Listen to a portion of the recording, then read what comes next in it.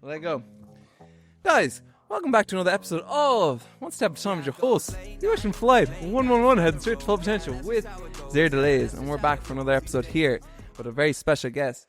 Guys, my guest today, if he's not feeling like Superman, you might catch him falling. Or maybe you might catch him falling.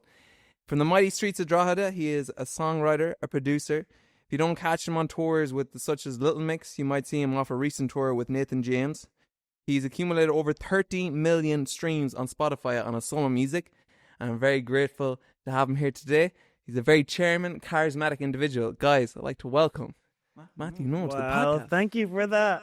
How are you? That was lovely. I'm good, bro. You put the song titles in. I did. Yes, I tried to yes, slide it yes, in there. No, beautiful. Thank you. I'm good. How are you?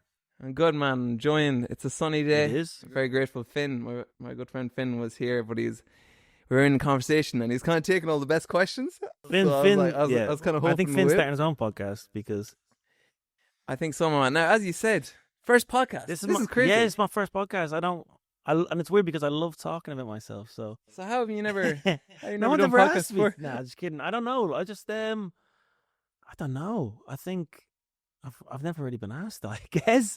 But I was thinking of starting my own one back in the day, as I think most guys in their 20s do. Yeah, there's a running meme. If you don't have a girlfriend, you either do a marathon or you start a podcast. Yeah, but you've done both.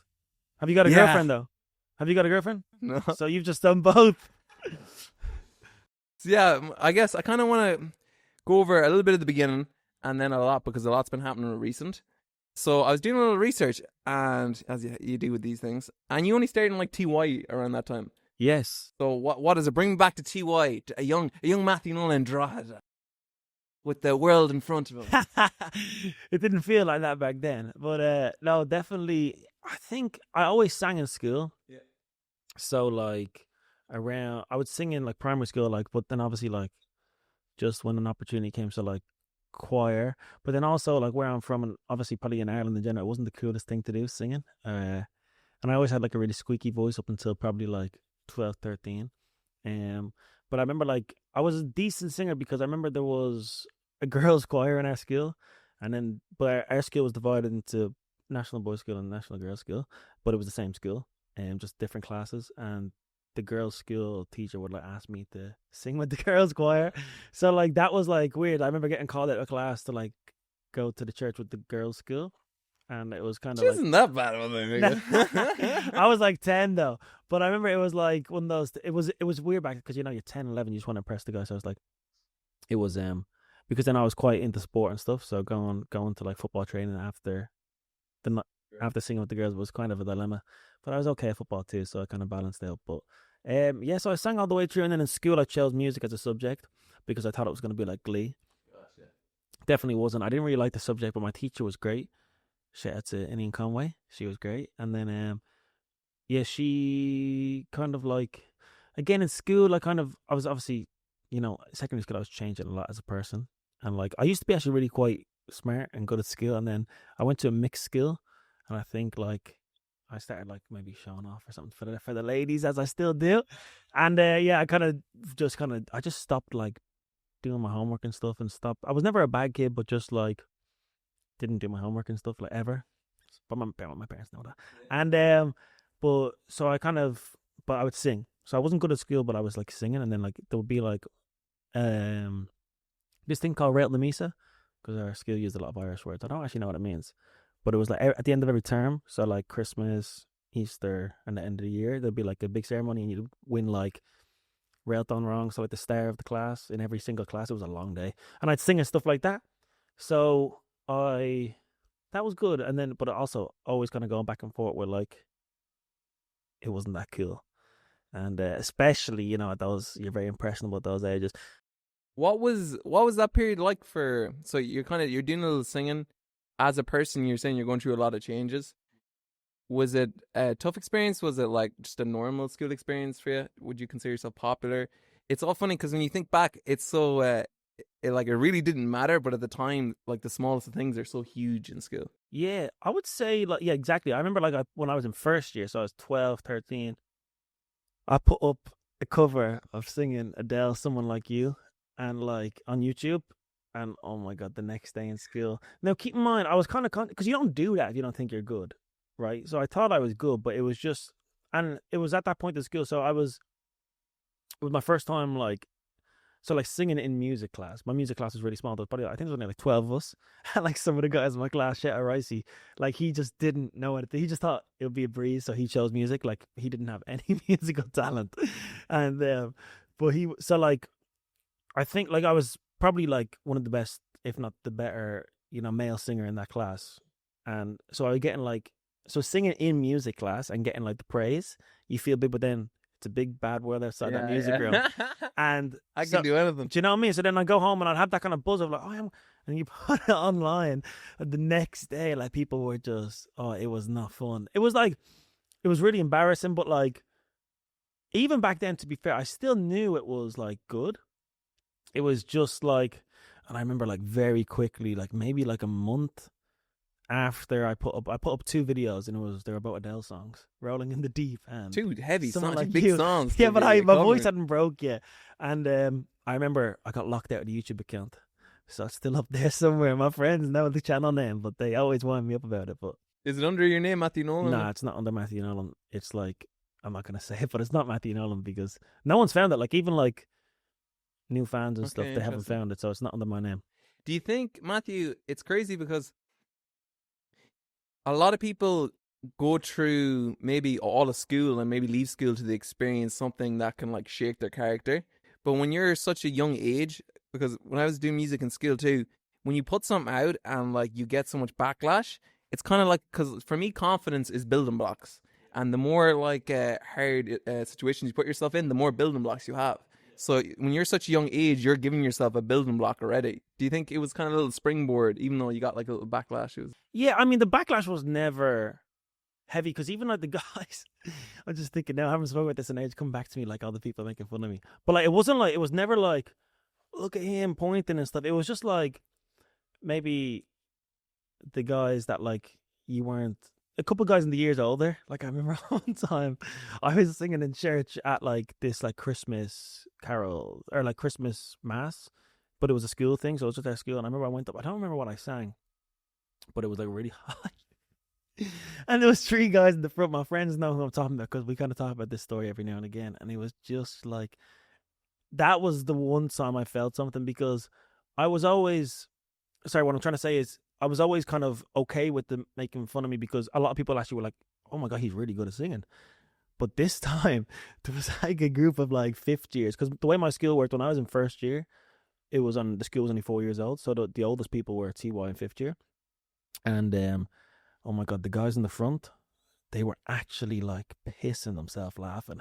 Like, and I just felt so bad, because I was like, there's no way it's that funny. Like, I must be terrible, and it was just like, and I remember after that as well, because I was reading the lyrics, because it was like a church song I didn't know, and then like a couple of the teachers were like, oh, it was you singing, I didn't even see you with your head in the sheet. And I was like, oh, sorry, I'm 12. Jeez, yeah. And I'm like, I was 12. That was like the worst day ever. Like, then you go home and I didn't think about it twice. Like, but I just remember that story. Well, I obviously did think about it twice. I'm telling you now, but okay. But I do think that it's character building. Sorry, like it's all blocks, and I don't think there was anything that like, nothing was ever that like bad. It was always like, because it was a balance. But I remember one day, shout out Paul Boyle. I remember like Paul was like, he was like just a proper bloke, like even great guy. But I remember he was really good at football. He was on my football team.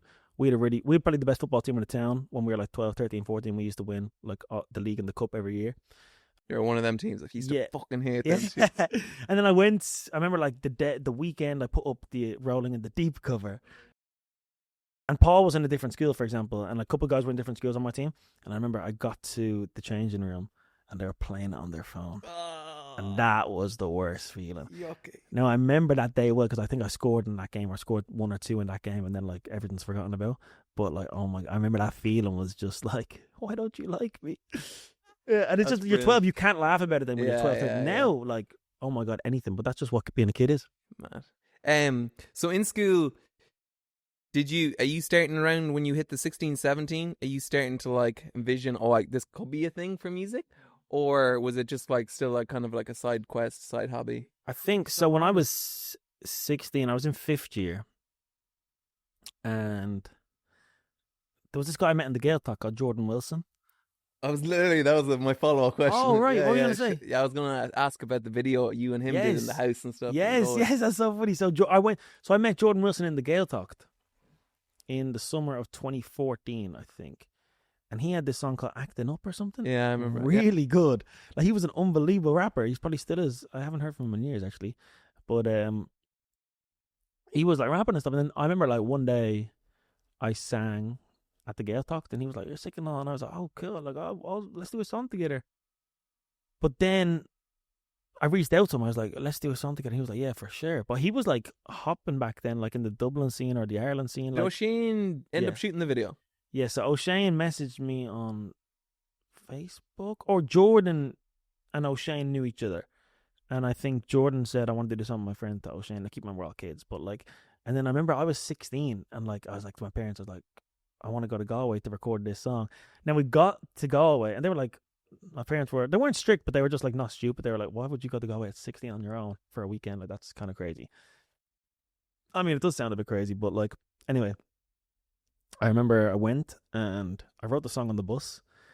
So because I only knew like 4 chords on the guitar. So I remember like I made a voice note of the guitar chords, and then like wrote it on the bus with like the guitar on loop in my voice note. But then I got there and then it was just like, it was really kind of like, it was in like his kitchen with just like a Rode NT1A, and it was like, yeah, and it was like, I thought I was like going to go sign to this label and stuff, and it was pretty, but that's what we were 16, 17, you know, and then we did that song. I remember seeing the video. Remember? Really? Yeah, Back then, yeah. I remember. It Well, did that's how long I would have like followed you. Right. It did get like, I think it got like 50,000 views, which was big back did it then. get 50,000 views? Yeah. Fucking on hell. Facebook. It was on Facebook. I remember I got like 2,000 likes. I was like, "Oh my God." I remember, yeah, because videos used to do really well on Facebook. That was like a whole thing for a while. So you put that out, and then what about college? Then before you got to college, or was it I'm going to go to college? Did the mother have any influence? I want to chat about the mother too. We'll get on to the mother. Okay, cool. So after we did that song, All We Do, like that was kind of like, people really liked it where I was from. Like obviously people like we're still kind of making fun at that stage, but then people like all my boys knew the words, and I started doing a couple like open mics and like singing All We Do, and like people would sing along. So that was like quite defying, really. It was like, looking back at it, it was like that felt like I could like do something. And then, but back then I was just like, I'd write a song every couple of months and I'd sing it and I'd like put it on Facebook, and then, you know, that would be it. And then I think when I got to like, I wrote a song called Hold On. Gotcha. When I was 17. It was the Christmas of 2016, I think. And it was, I put it on, I just recorded it all in my house, and then I think O'Shane mixed it or something, I don't know. And but it's like an acoustic song, and I remember that was like my first, like, it was like not a ballad, but it was like a, you know, it was the stuff before that was a bit more hip hoppy, kind of, to be honest, hip hop influence. A lot of the songs I put out were like all on Facebook, but they had like beats, and they were like All We Do was like a bit more kind of R&B, and obviously had a rapper on it. But then Hold On was the first one that kind of felt like, oh, it's kind of ballad. And then I remember I sang it at the end of school ceremony. And I mean, not everyone, but everyone in my year sang along. And obviously we were 6 years at the time. So like it felt like the whole room was singing it. And I was like, oh my God, that was so good. Yeah, people were singing along. And I was like, because we're at that age now, 18, 17, where you kind of start like being, because like maybe before it would have even been uncool for my friends to sing along. Do you know that kind of way? Like, and then now it kind of, that's what it felt like for me anyway. So then like my friends singing along, it was like, oh, it's like, oh wow, like, because your friends are almost like at that age sometimes the hardest people to impress.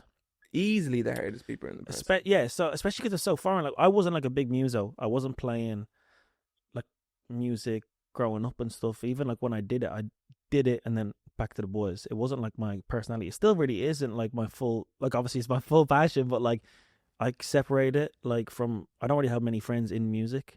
I get along with so many people in music. I've got a couple of best friends who are musicians, but like my boys don't do it at home. So it's like, it's just something that's a bit, so they didn't really get it, but they were so supportive. And then, but yeah, when I left school, then I released Falling right after, like in the middle of my leaving cert, I released Falling, the song you referenced earlier on. And then I kind of stopped for like a while, and then started gigging in pubs and stuff. I didn't go to college straight up. Oh no, I did. I went to like a PLC, Okay, what'd you do the PLC in? I did it in, what was it called? PLCs are awful funny. I used to think they're an absolute waste of time, but some Well, I people didn't have finish been. it. I did it till Christmas. I did it in like web, because I wanted to do multimedia in DCU, which was like 440 points. I think I got 318 points. And Gee, that's more than me, man. really, Oh, man, fair. I I shouldn't don't be even know how laughing. many points I got. Yeah, fair. But I wanted to do it because my friend Yulam was doing that course. I didn't really know what multimedia was, but I was like, I'll do it if Yulam's doing it. So the PLC would have been like a way into it. And then I dropped out at Christmas, and then I started gigging. Well, no, I started working in like British Telecom, and then You were in British Telecom for a while BT. It wasn't on like, a door-to-door operation. no, that's what or? I tell people here. Sorry, it was called Converges in Dublin. I just tell people I work for BT here because they know what BT is. Ah, yes. But Converges was like it was like a call center for BT. Okay, It was in Swords. you got the sales in you, so No, it wasn't. It was. I wish I would have been good at sales. you would have been incredible at sales. No, it was like a helpline. You would have been the meme, you know, when you're just laying back with like a lollipop in your mouth or something. No, but it was like help. It was like like a call center for like Okay, customer my service. Wi-Fi. Yeah, my Gotcha, Wi-Fi's down. gotcha. Can you help me? And I'm like, okay, I'll try. So I want to read you a quote. I can imagine you were very good at it. I want to read you a quote, and then I want you to kind of like place it on the timeline. Today is the day my life changes. It will work. It will work.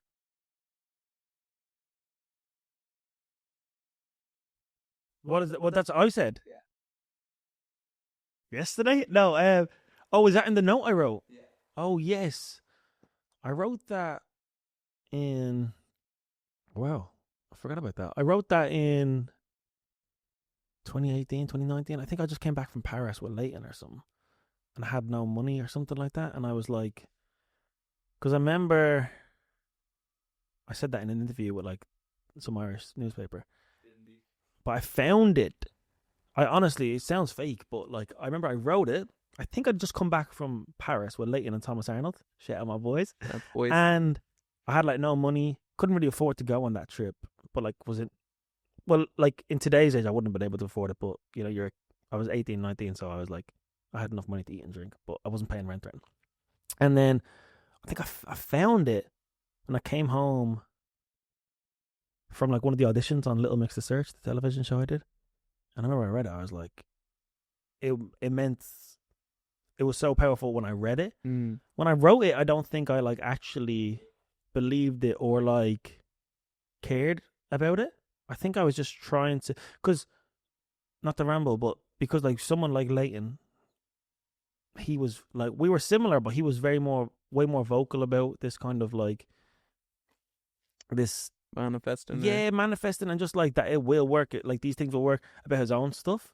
Like before he even like started his business that Leading Social, it's like he just knew he was going to be great, and that was something that I had to learn, and it was so easy to learn seeing it from him. So I think like kind of just like, and being around Thomas as well, and someone similar to Leighton, they were kind of talking about these things that they wanted to do, and it was kind of like infectious. Yeah, and back then when you're that age, for me, you're like, you think if you want to be a singer, you can only really you just think of like Justin Bieber, and you think of the top. You don't really understand that there's loads of different things to do. So I think when I came home, I was just like, that note was kind of, I needed to start believing it. And then when I read it in a hotel in London, I believe I was like doing auditions for the show. I remember like it was in my wallet, and I remember because I was actually looking for something else in my wallet. Not what you think. I was looking for another note in my wallet. And I found it, and I was like, it's weird how it worked, because then I was in that phase where like, okay, I actually believe it now, and I was like, I can't believe I wrote that. Sorry to ramble, but No, man, I was interested to know the story behind it. How, looking back now in retrospect, 2020 vision, how important do you think was it having the likes of Thomas and Lane around you? Like, how much do you think now, you looking back, how much they may influence you to have that belief in maybe the way their mentality was? Because it seemed like they were going to do it, or whatever they wanted to accomplish, they were going to do it no matter what, and it was just meant to be. So it must have played like an influence, just being around that mentality. yeah, 100%. I remember like Thomas, I didn't know that well back then. Like I only met Tom because Thomas was really focused on his YouTube when we met him, and me and Leighton wanted to be YouTubers at one time. So like Thomas, we only spent when Thomas came to Paris with us. I think that was the first time I met him. But like Leighton's that kind of guy, like come, and then I think like even back then he didn't really realize he was like he had his networking hat on probably. Even though we had a great time, we were just being friends. But being around Leighton was like, especially Leighton from like, because Leighton had so many phases in life. He's not real. He's like he's just not real. But around 16, 17, 18, he matured really fast. He's had biceps this size since he was 13. Like his arms are the same size now as he was huge when he was 13. But I think the main thing is around him, it was like he hates music. Like the only music he likes is Tory Lanez, the Fetty Wap, and like so. He loves Tory Lanez. Yeah, he loves Tory Lanez. The music I make, like he respects it now, and you know he's a man, but it was no. Couldn't even watch my own videos, but he was always so like, we need to make this work, and he would like try. Now he wasn't that involved at all, but being around him was so, because he was like delusional, and like it was that time where like you didn't even know like what his direction was. He just wanted to be great, and it was like, I've always been a bit more conservative with like saying things out loud, not actually yapping. I yap all day, and I always have, but like I think it's like in our DNA to like maybe not just as like it was just maybe as Irish people, you don't want to like put something on someone. Yeah, rubbing someone the wrong way. You don't want someone to. I don't want to tell you I'm going to be a famous singer because, and then maybe like, could you be like, what are you? And then you had nothing to show for it. So I think like working silently was my kind of thing. Even just believing silently. But being around Leighton, it was like, I can't really explain it. He was always so like, from like 16 onwards, he was always like, you know, like so tapped into everything. And I remember like he wasn't always great at what he does now. Like I remember I did his first calls for him. So like when he was cold calling people, well, I was cold calling the people for him because he didn't really have the kind of, I was always a good chatter, like I said, but he knew what he wanted to do. He just maybe was like, man, you're a better chatter. But even asking me to do it kind of shows what he's about. He's like, I'll get it done by any means. You mentioned about the Paris trip, right? Yeah. Okay, this is crazy, right? And this is kind of all it's a good reminder to like perception is such a funny thing, because I remember being on my phone and I was working on Lifestyle Sports, right? And I remember being on my phone and I was on Instagram and I seen you were in Paris and I was like, fucking hell. Jeez, that lad's in Paris. He must be doing incredible. So I looked at it, I was like, wow, I need to figure out what I'm doing wrong or whatever so I can like go on trips like that. Because it was so far afield. Like back then I didn't realize you could just like go to Paris or like go to Spain or something. There wasn't this massive barrier or whatever. Because like I only started traveling after COVID. So it's funny how like you're saying that like you just enough to cover the trip. But my perception, I remember you put up a photo of sitting on the... Yeah. And I was like, jeez, Matthew's fucking flying. Oh, man, that's yeah, you're right, man. It's crazy, like, and that's perception. Yeah, 100%. That's so yeah, really it's mad. Like, no, it's funny, man. I remember I went to college then after. I took a year out, worked, and then went to college. And I remember I was in college at the time. My mom was like, you can't take a day off college. And I was like, but I was studying like business and accounting. I just wanted to go to college. Excuse me. And then, not like no money. So it's funny that you thought that. But that's interesting because, yeah, we went to Disneyland and stuff. So we obviously had a good time. Oh, you went to Disneyland? Yeah. So like we it was like an expensive trip, but like, I mean, I worked from a young age. So like had like a couple of quid in the drawer and I spent it on that trip, you know? Fair. In that time, you're releasing singles, obviously. Are you doing them all with Fob around that time? Fob, releasing the singles? Over there. So FOB Boots. Yes, you know Fiona. We met Fiona. I worked with him. Good for Oh, okay, amazing. Oh my god. Yeah. So he like so we were in the same school, but he was. So like I said earlier on, when I was in first year, the oldest was TY. He was in TY. He was the first person enrolled in our school. Oh, what? Yeah, he was the first. Mad flex. Yeah, it was because he like they got like a new school, and he like cut the ribbon and stuff. Yeah, he was the first person enrolled in our school, in history. So that's pretty cool for him. And then he left to go. Well, he didn't leave. He went to college, and then he reached out to me to sing because he studied like music production in college, and he needed to like show off his production skills, and he asked me to sing on one of the songs or something. So that's how we had the connection. Then he was like, "Here, if you want to actually like make a proper song, like give me a shout," which is kind of like a low key diss. I remember that message. So this really well. Was this 2020? No, this was like 2017. This is all the way back in 2017. Yeah, this is 2017. I'm still in school. Oh, it was 2020 when he started sending you the. I'm still in school, and yeah, exactly. And then like Fallen was the first one we did together, And then looking back on it, like when he said, "Do you want to make a proper song?" He just added piano and bass to it. but and then we just kind of had that relationship, and I didn't do it, and I don't think until the end of I think Falling was the last song I released for a while, and in 2018 had one or two, and then I released a song called Deep End in February 2019 while I was in college in Dundalk, and that was like that was kind of like the defining moment. That was for me, to be honest. That was because it was new people I didn't know following me, kind of saying, "Oh," and people not coming up to me, but say for example on like college nights out, "Oh, you're the singer." That was the first time I got that. So like before I'd like introduce myself, like if someone said like when I was working in like 2018, people like because you're in working, of course people aren't going to ask you what you do because you're in work with them. They know what you do. So like when I'm in college and people were coming up to me from like different parts of Ireland, like I was obviously we're like Monaghan and surrounding areas of Drogheda and stuff. People were like, "Oh, you're the singer," which is a big thing when you've never experienced it. Yes, it was definitely like, and that was I was like, "Oh, okay, I need to." And then I put out a song again, but then Deep End, like people knew the words. That was the first song. People were sending me videos. People that like I knew of in like college, maybe like a year ahead of me, maybe like a bit more popular or something. Like kind of maybe text me on Instagram saying this is a banger and stuff. So like that was the first one, and then I did a show in April 2019 in like a pub called Molly's in Drogheda, and it was packed, and people were singing along to those two songs that I put out, and that was kind of like, right, I need to crack on with this. At that point, while you're still in college and you're starting to recognize the momentum, is it like again like when you're in school, like a little fuel to like see a bigger vision? What do you think? At that period of time, what was the vision? 100%. I think then that was like, I don't think I saw like a big vision back then. I just wanted to keep this feeling up because it did. Feeling. Like, yeah, there was definitely a feeling there. What was the feeling?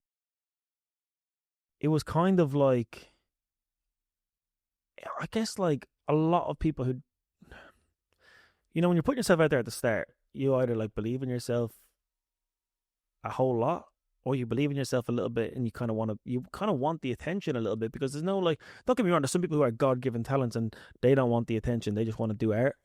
I'm not that artistic where like I kind of, chose to do this, and like there does come a little bit of like maybe, you're not afraid of the spotlight at all. 100%. And I think like, I remember like I was driving to one of these nights out. Who was playing? Joel Corey was playing in Dundalk. And I was driving up with my friend, and he was like a new friend at the time, Ronan, and he was kind of like, he kind of made a comment about like how like, I'll be hanging out with you tonight, like because the ladies will be up, Matthew Nolan's here, and he was kind of like joking, but like kind of not. Yeah. And don't get me wrong, no ladies were there, sadly, but like the thing is, I was kind of like, oh, this is like, where this can go, because my whole life it was like almost like a keep I'll sing if I have to, but I really want to, and then this was kind of like a little bit of a breakthrough moment. Definitely, like at least like a personal barrier broken down, not like anything. But then looking back, it was definitely when you look at the grand scheme, I think that was probably a big moment. So when was that? And sorry, it was April. Did you say that was like 2019? That kind of the school, like, so it was college, so like between March and May. And then over the next year, did you know that your life was about to? Yeah, so then I started working with Fionn a lot. I didn't work with Fionn that much. 2019, we did that song Deep End, another song Bye Bye Bye. And then towards the end of the year, I was going through this thing where I just wanted to like make music like I was listening to. So I go through these periods of like making ballads, and then wanting to be like Post Malone, or wanting to be like a Jeremy Zucker, something like more like beat to it and stuff. So we did a couple of songs like that I put out that like I've taken down, or like I've kept up one or two of them. But and then 2020, no, sorry, what am I saying, bro? 2019, I wrote Maybe. So I wrote Maybe, and because I remember I found Lewis Capaldi randomly. Oh, you found him in 2019? Not 2018. 2018, okay, yeah, pretty early. So I went, my girlfriend at the time, I was meant to go see Kojak in Dublin with the boys from school, and then my girlfriend at the time was like, I don't know if it was like a surprise, I can't really remember, but I think it was like a surprise. She was like, I've got us tickets, we're going to Belfast. And obviously going to Belfast is like, it's a night out, like as in like you have to like book off that, it's quite far. And she was like, we're going to see this guy called Lewis Capaldi. And I remember listening to it, and I was like, what the hell, why is it so slow? Like, little things like that. And then I went, and then he he'd released Someone You Loved the week before that show. And I remember it was in Limelight in Belfast, which I got to play recently actually. And it was I remember that moment. I was like, I think that was maybe the most defining moment in my life, seeing Lewis Capaldi live. I think I had this feeling in my belly the whole show. Like, not even in awe of him as a musician, it just felt like relatable. And like, obviously, like, his voice is, one of the best there's ever been, but there was something there that I was like, this is what I want to do. And I hadn't even written like a ballad before. So I went home and a couple of weeks later, I was asked by this girl I knew who was studying like music production in Windmill, is that what it's called? Windmill Lane or something like that. And I remember she was like, "Oh, have you got a song?" And I was like, "Yeah, whatever." I sang a song. And then before we left, I was like, "Can you just record 4 chords?" I asked her just to record the same chords as Someone You Loved. Mm-hmm. And then like I transposed it eventually, and I just wrote maybe over those chords because I just wanted to have a song that was like his. And then that's what me and Fionn did. And then after that, I kind of started wanting to do like the Post Malone stuff. But then 2020, to get back to your question, I went back to the Maybe stuff. Because Maybe didn't do that well at the start. It was like, I had a feeling about Maybe though. I just knew Maybe was a good song, but it didn't fly at the start. And then I remember like a year later, it still only had like less than 1 million streams. And then it got a life of its own then in like 2020 while I was in the band, 2021. But then, like you said earlier on, Fionn then would send me, because it was COVID, so he'd send me just piano. He'd send me beats, but they're just piano ballads. So it was like the most depressing kind of like piano. And then I write on my own in my house and record them, send them back to him. Spotify was releasing all the time, and everything was getting really good response. You have a quote I can get in my feelings real quick. A lot of the Where's that from? That's from your interview in the Yes. Can do. So a lot of the music, if not all the music, is either connected to like romance or heartbreak, or really like very, very emotional.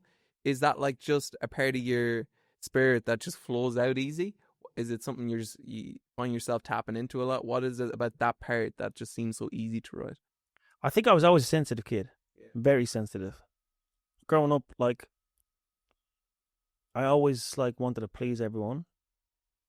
And like the reason I mentioned that is that like I remember like if someone didn't like me, I'd take it really personally. Like kind of like I wouldn't like say it out loud, but I kind of like, oh, like why? Like obviously as a kid, like you don't understand that like not everyone has to like you and stuff. Some kids do. I personally like didn't and stuff.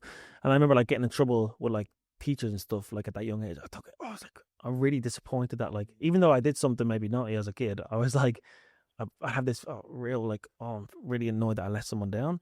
And I had this, and I'd always get like the actual feeling. It wouldn't just be like a thought. It would be a feeling of like disappointment or like, and I think that's always been in me. And I think I've just got this really, really present like gut feeling about a lot of things in life. Now, not a gut feeling about like an instinct, but like I actually feel things in my gut.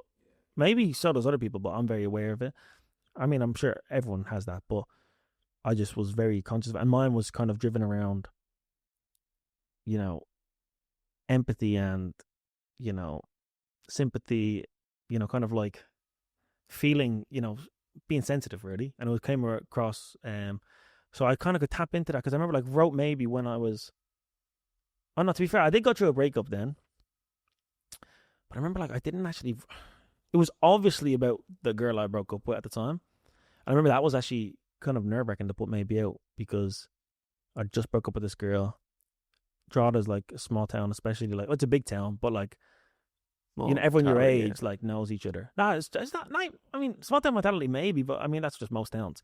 I wouldn't necessarily say that. Everyone was quite supportive from the start, to be fair, especially people like I didn't know well. But my point is in like at that age where you're going out every weekend, so all the 20-year-olds know the 20-year-olds, and all the 19-year-olds, everyone in that age group kind of knows it. So everyone knew it was gonna be. But then I remember like people were like, it's obviously about her, and I was like, it wasn't. But then, because it wasn't actually about her when I was writing it, but obviously I learned as a songwriter, as I've progressed, is like, of course, subconsciously it's about her. You can't just pick that from the sky. A lot of the things are, but then that feeling.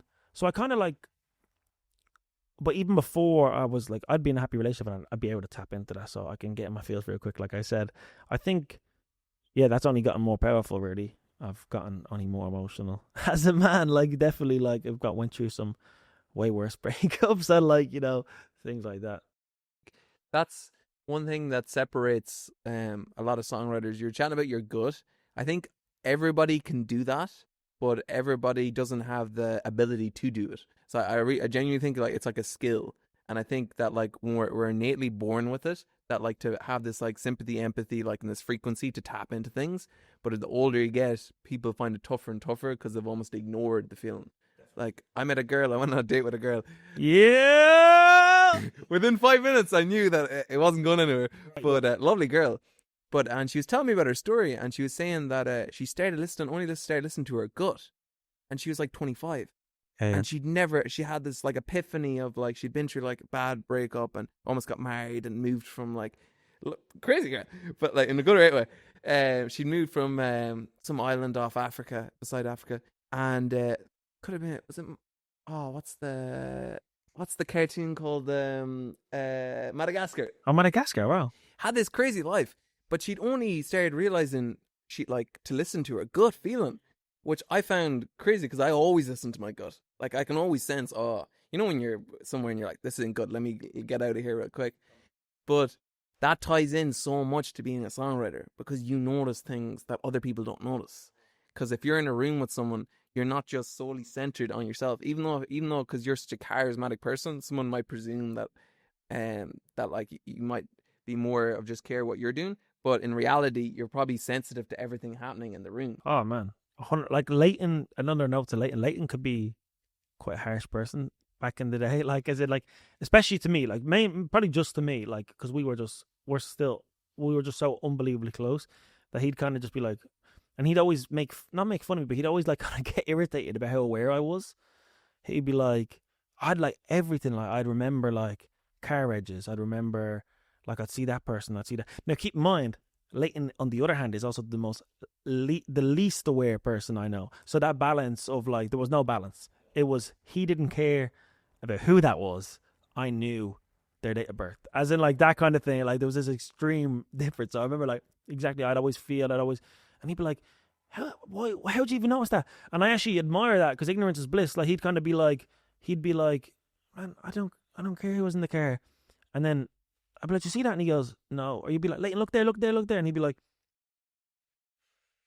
where? Like, I'd be like straight away, you know what I mean? And then there was that kind of thing. So yeah, I think definitely being aware is definitely something that's just definitely adds into what you're saying. I want to, before we get to the competition and since September and all that great stuff, just your mother, how, because you speak so fondly of your mother, and she was at the gig, I remember, and she was right up at the front, and you shouted her out and everyone like screamed for her and whatnot. She seems like quite a positive, like affirming positivity kind of person and supportive person. What kind of role would you say, like in retrospect now looking back, she's played or still playing even? Yeah, absolutely. I think before I talk about my mother, I want to say I've got a family of my sister, my mum, my dad. Shout out your older sister who put you on game back when you were in your 16. She put you on Ed or Take That. It was one or the other. I can't remember which one. Oh, she put me on, was it Bieber? It was Bieber. I think it was Bieber. Oh yeah, for sure, bro. But yeah, my sister and my dad, my mum, they're all equally supportive. My mother's just a bit more vocal. Not my sister is too, but like my mother's just the way obviously you have a great relationship with your mum as a guy and as a child, really. Personally, I do. So I'm not saying everyone does. Yeah, I was like thinking that. I know a lot of people who don't. Yeah, sorry, but as in, if someone from my position, the way I was brought up and with the family, I was like, I just speak to my mum more than I speak to anyone really, and yeah, so my whole family is so supportive, even as far as, second cousins. Everyone is really into what I do, but and especially my household, so my mom, my dad, my sister. Just want to get that clear. But my mom, yes, my mom really, like, growing up, she was always,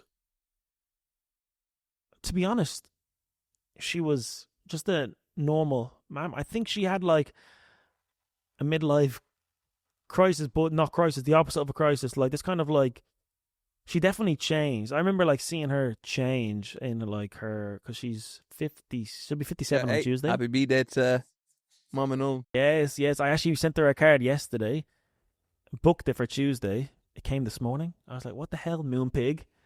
But yeah, she changed for sure. I remember like she was always working like kind of. I never really knew what she did. I always used to think she was just like a secretary or something. She was like, no, I don't do that. But she'd work in like different stuff, and then she found. I think she went through a tough time when she lost her mother. I think it was around after that, but she lost her mother in 2017, February, I believe, or January, and I remember after that period, like obviously she was, going through some stuff for a while, which I hope she doesn't mind me saying, but that's normal. These things happen. I always find that as well. I think like, just pause for a second. The older you get, you kind of, it's beautiful how you just see like, sometimes you don't want to say things about your parents in some way, but it's like, we're all just humans. And I think like when you get an older, you see them treat you that way, and you also treat them that way. It's like, maybe I was like, because even there in my head, I was like, maybe I shouldn't say that about my mom, but I was like, that's normal. It's she's going through life for the first time. It's like her first time too. I love that quote, man. I love when people say Great that. quote. But I think after that, I don't know if it was after that or maybe just before that, she started looking into like life coaching and like maybe like meditation. She's not like super like meditative, but she like was always kind of spiritual. She'd have like crystals, like even like stuff like amethyst and stuff like that. She'd have that stuff around the house. But I think there was definitely a point where she changed.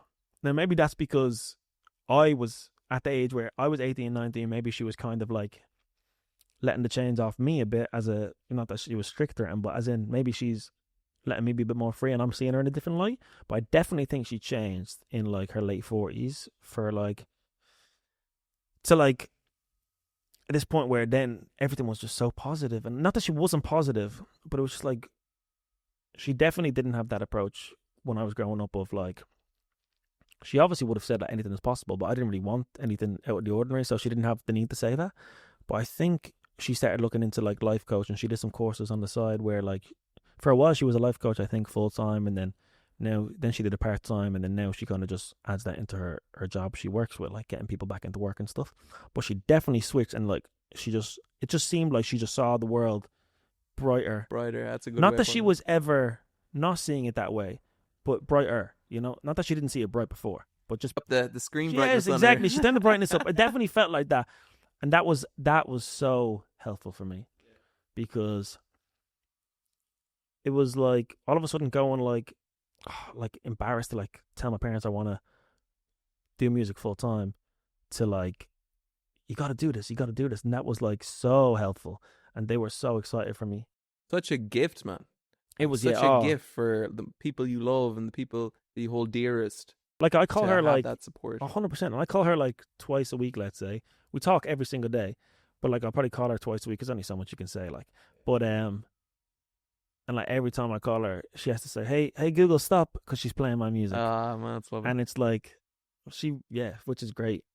Lovely. It's funny you're about ringing your mother. I had to ring the mother sometimes, right? And I just won't. I'll be doing something. I won't even saying something. It's like, Martin, will I leave now? I was like, no, you shouldn't. So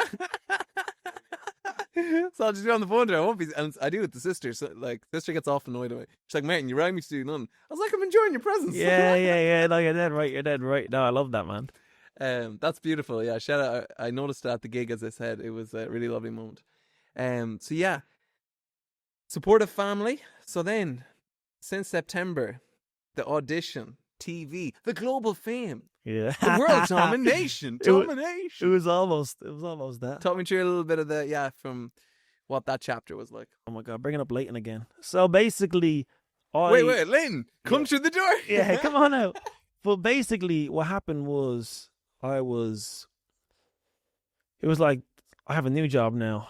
I was gigging full time for the summer of 2019, I believe, and then I was like sick of that because I wanted to be more creative. And then I wanted to be more creative, so I got a job in permanent TSB. And but no, I just wanted to like focus on my artist stuff, and I think the gigging full time was kind of taken away from my creativity. So I started working in permanent TSB, and I remember I was in Blackrock in South Dublin, and Leighton was working with the clubs at the time, and 22 in Dublin. It's like a nightclub on South End Street. Gotcha. Leighton was like working with there. And I think they were holding open auditions for Little Mix The Search. And I hadn't heard Little Mix The Search, but Leighton was like, I think Little Mix is going to be here. Like, come, you need to show them your music. Just like a nod to like what he's like.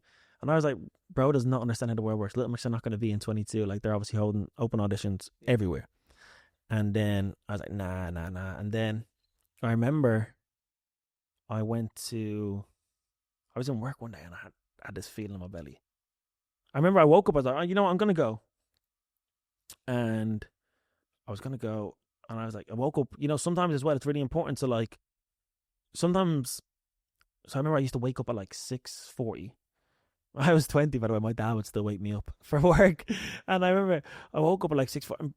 Because I woke up in a certain mood that moment, the first half an hour of your day is not even like really real sometimes, especially when you're like going to sleep late. I was 20 on my phone or whatever. And I woke up in that moment and decided I'm not bringing my guitar. I'm not doing this. Like, no, fuck that. I'm not going. Sorry, my little curse? Yeah. Curse away. I was actually the first time I cursed. Yeah, I've been doing pretty good. I was like, nah, I'm not going. And then on the train there, didn't think about it. And then it got to like lunchtime where you're like wide awake and you're actually yourself in the day. Because sometimes it takes you that long. And I remember like being like, oh, I should do this. And then I remember my manager at the time, shout out Tara. I think her name was, Tara. She was like, Tara, yeah. She was like, she followed me on Instagram and stuff, so she knew my music. So I was kind of calculating how I could actually tell her. I was like, I want to go. They were doing open auditions then in Mulligan and Haynes on what street is it? Dame Street, I think. Oh, yeah, Dame Street. Yeah, I think so. And I remember I got there. I said to Tara, I was like, listen. And I kind of talked it up because it wouldn't have been like foreign to her. She knew I was a musician. So I was like, listen, I've got this opportunity with the BBC. They've asked me to come. They didn't ask me to come. I was like, I'm going to go. And then I left early, hopped on the train, got there. Was in a suit, by the way. Got there and I had to borrow some fella's guitar. You know what some guitar people are like? They're like, oh, like. So I remember, and I got there to Mulligan Haynes. It was downstairs. Big queue of people, like just like open auditions. And then I think they're like actual, so they had to set up like this, like with a tripod, because their actual streaming thing had broke. So like the girl Fiona, which is recording people on their iPhones and on her iPhone and then sending it back to like the offices in London and stuff. And I was like, oh, this kind of just all felt like so like whatever. And then I sang Dance Monkey. And of all songs. Yeah, because I was popping at the time, right? And then I went home and then I got an email and they want me to come to London, but it was like you had to pay for your own flight. Like it was still super early. There was still tens of thousands of people in the audition. And I came to London. They did it in like this place in Islington that sometimes I walk by and I feel so much. Yeah, I still feel a lot when I walk by it. And I remember like there was it was just a queue because there was people. So I'll get there, sorry. But then I remember I auditioned and I'd actually got a box at the weekend. I had stitches in my mouth. Some fella hit me in Drogheda. Oh shit! Yeah, I don't know who he was. Like an old man. To be fair, I was probably just joking around.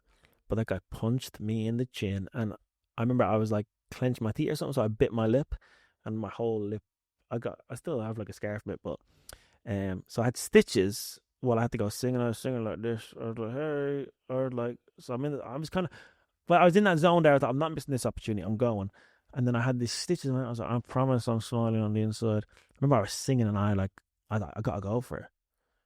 Because like songs, I sang Someone You Love by Lewis Capaldi. And I remember like one of the stitches ripped because I was singing. And I was like, I just gotta do it. I told him I played rugby, by the way. I was like, I play rugby, so it happened on the weekend. And then kept coming back. I think there was another audition that I had to pay for myself in London.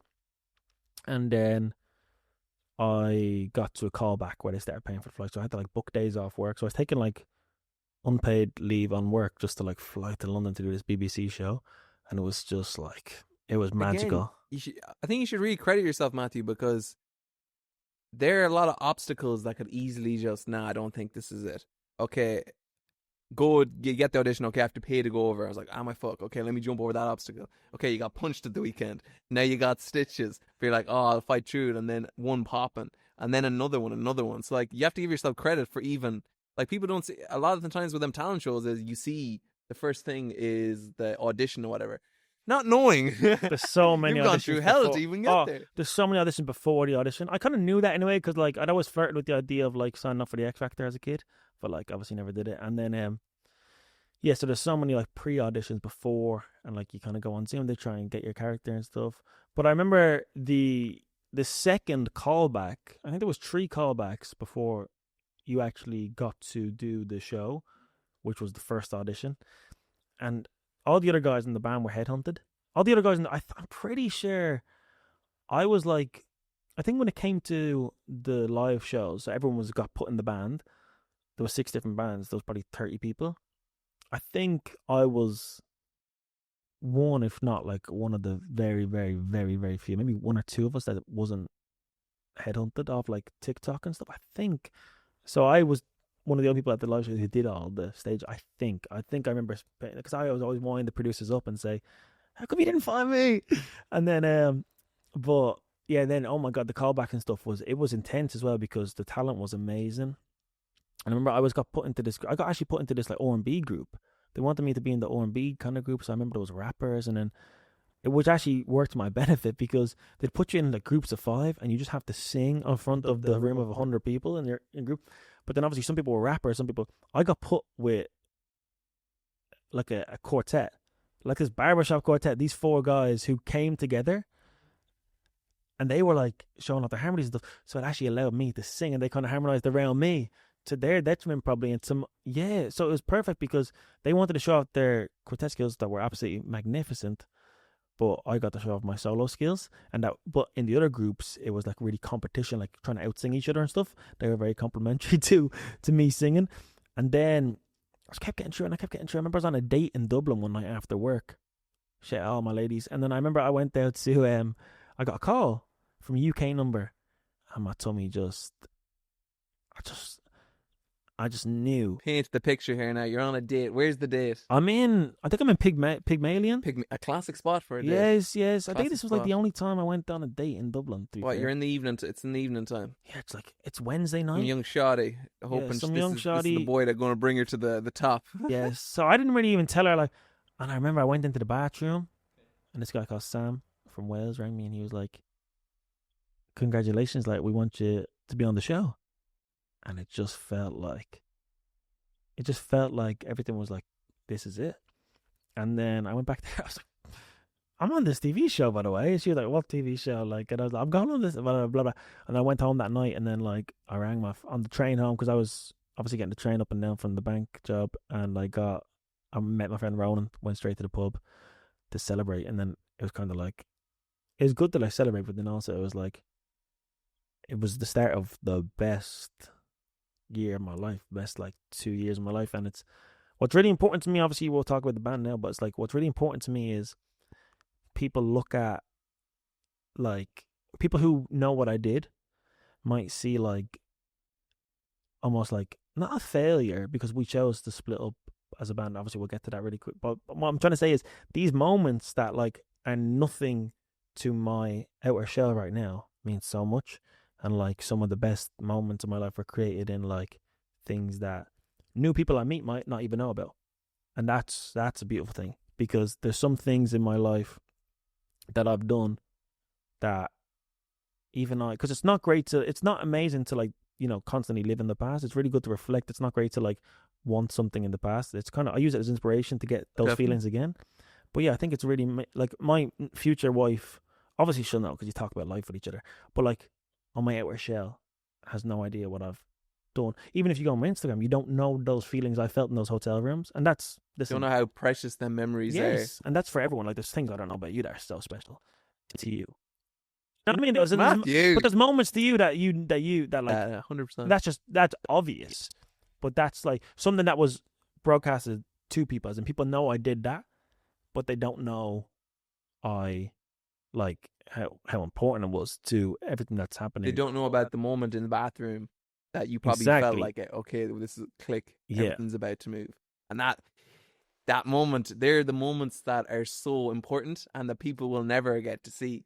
Like, and if you probably think back, there's probably so many of them moments. Oh my God. It was the most special time in my life. It was that show start. So we did the actual TV auditions in like end of January, February, March 2020. It was kind of like going over and back. Probably there was 3 stages of auditions for before the live shows, but then COVID obviously hit, and then the live shows got postponed to September. But those flying over in January, February, March was like also like auditioning for Little Mix, like in front of the 4 girls at the time. There was 4 of them, Now there's none of them actually, but no, but one of the girls left, and then for like, and you have to get 3 yeses to get through. I got like, I basically got 2 yeses, and then the producer was, I think they kind of paused and they were like, kind of felt like they were like, all right, we should play a trio, and then Perry all of a sudden was like, I was like, okay, I knew I was going to go through them because they had like a pause. I knew I was going through today, and I kind of started showing my character because I was really nervous, and I thought I was going home. And then after the pause, and then Perry changed, I told him like, Matthew. I was like, Perry, come on, baby, like let's go through here. That's what it felt like. I mean, I'm not sure if I'm even supposed to say that, but that's just what it felt like, you know, because it is a TV show at the end of the day. And going home, getting through was like, oh, undeniably, that was the best moment. Then the second thing, I was like, I kept messing up. Remember the second day, I'm very good at like, I very rarely like mess things up because I'll learn something well. Like I'm not the most gifted guitar player or the most gifted singer, but I'll learn. Preparation. Yes, maybe. I'll just learn what I have to do, and I'll do it normally well in my capability. I'll normally give things, you know what I mean with that? And I remember like I kept messing up this thing, and I would like, I still kind of managed to get through to the next round, and then got put into the actual final band. I was the last name they called, and it all just felt so euphoric, you know. And it's funny because on the when you watch the TV show, or when I tell that story, it's just like those things they were like, you're in this bubble where it's the most important thing in the world, because the way TV shows work is like everyone there is like in this bubble. You kind of forget that someone outside, like not everyone on the planet is watching this TV show, but to you you feel like it's, and I think the most important thing to me, the reason I felt like that is because growing up watching the X Factor and stuff, I was living that moment, you know, that kind of thing. It's like, it was basically the exact same layout as the X Factor, except better, because the girls and the TV and the production, they made it like the most squeaky clean. It was perfect. Everything was perfect from behind the scenes to the show. But then like, yeah, I used to watch the X Factor like every weekend with my sister. It was almost like a childhood dream then. Yeah, living it. all that stuff 100%. Obviously, the X Factor was finished by then, so it was that only kind of thing. And like, you know, you got to live in the house with the band and stuff. Yeah. What was, so for the whole experience, what was probably the ultimate high of it? And then before we move on to like with the band and stuff. Meeting my girlfriend at the time. Oh yeah? No. The ladies' man strikes again. No. I fell in love on that show, but we probably cut that out. Yeah, cut it out. We don't have to cut it out, but yeah. I mean, the best part of the show, oh man, like everything from, like I remember being very, and I think this is probably what I was trying to say earlier on about like Leighton, is like growing up like around like, you know, wanting and like manifesting stuff, and then so I was very conscious when I was there, maybe more than other people, I'm not sure, I don't know what other people were feeling, but like everything, like making a coffee in the morning, not making a coffee in my house in Drogheda, making a coffee in this big house in London, about to go to Wembley to shoot a TV show and then come back, like getting in the car, everything was so magic the whole way through. And then obviously the best bit was winning the show. That was, but when I talk about the feeling, I knew we were going to win. I just, like, not off talent, we probably shouldn't, if it was like, I just knew we were going to win. There was a group called Nostalgia, a group of 5 girls. They should have won. They were unbelievable. But I knew we were going to win. You know, when it comes to just feeling, I'm sure other people felt that who didn't win. But I'm just lucky that I felt it. I remember saying to, like, Harry on stage, one of the guys in the band, he was looking up and he was like, kind of like looking at the girls or something, like the little mixer were across. I was like, look down. I was like, look down, it'll look bare. He's like, what? I said, look down. And then you go from this to, and he was like, why would you? I remember, I just knew, like, and obviously, like, that's like an arrogance, but it's like, so like what? If I didn't win, I was not, like, you wouldn't have known I felt that.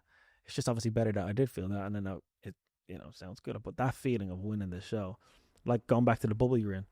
Keep in mind, it's live on BBC One, you know, everyone's watching at home, and you feel that's your I Made It moment. You think you're going to be the next One Direction in that moment, and obviously life happens. COVID happened, to be fair, which was a huge thing for us, negatively.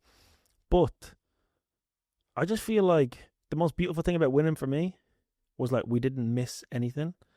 Like there's nothing on that show we didn't do. As in, we got through every week. Like we're the only people to feel every single thing on that show. I think that's, if that makes sense. Like we're the only people that won. And that sounds obvious, but there's other people. No one else will have the same experience on that show as us, because winning maybe for us highlights the rest of it, makes it all look a bit sweeter.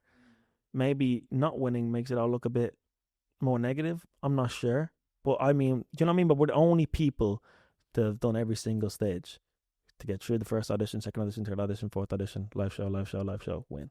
And everyone else fell here. That's not a dig at all. That's just something like really important to me, to like go the full way in an experience. Felt really nice. And that's, do you know what I mean by that? Good.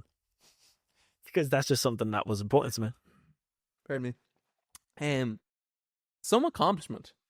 Like, that's a massive accomplishment. And you know what I loved about when you were chatting about it there and breaking it down, is that I think you have such a likable character, Matthew, and you're on about, you drop in the charisma. You have that natural charisma. But what makes you so likable is the gratitude and attention to detail.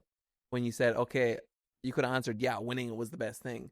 But the fact that you remember making your coffee and you were already affirming, like, wow, what an experience. The fact that you mentioned just getting into the car. These are all, like, I'm a big believer in, like, happiness is fleeting moments. Like, happiness is just a combination throughout your day of fleeting moments. And being able to, like, remember and, like really affirm that is important just makes, like, all the bigger ones, makes winning it gigantic, because you've already won in so many ways. And I think that's, from being around you, that's why, like, it's very infectious too, because it seems like you'd already won before you actually may have got the crown of winning the competition. Well, thank you very much for saying that. Thank you. Did you say de nada? Yeah, de nada. Yeah, nice. I like that. Spanish. But you know, you're right. And like, I had this weird feeling at the time, because I'm a competitive person.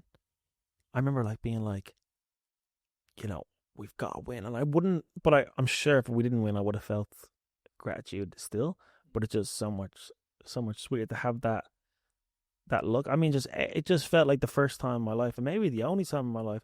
I feel like I've always been like a bit of a, like, well, yeah, not like a talent wise. I just felt like I always came close to things, and like would get like would fall short.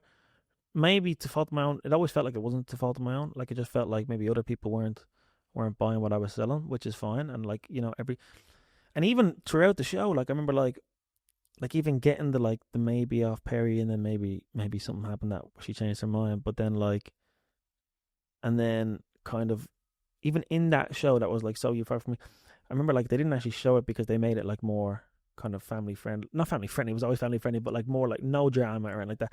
But like some of the producers, like they put me into rooms and stuff with Cameron. They kind of like tried to make a little rivalry out, like me and Harry in the auditions. But then I was like very minor. But they were like, "Oh, so like, what do you think of Harry?" And I'm like, "Why are you asking me that?" But then I also had this kind of thing about Harry where like I didn't feel like, because he became like the front man almost, but like I thought I was gonna be that, so I felt like there could only be one of us. And then I felt like there could only be, and then the two of us, I was like, he was so amazing at being a front man. But like, and then obviously when we actually went on to be a band outside the show, on the show he was definitely the front man. When we became outside the show, it kind of balanced out, to be fair. Like he definitely had the front man energy, but he started playing the bass, and you know, we just distributed the vocals pretty evenly, and I was singing a lot more than the others, just because I was writing a lot of songs. So I had like just that kind of, I only wrote the choruses in like a sweet spot for me, not in a selfish way, just because I was writing a lot of them.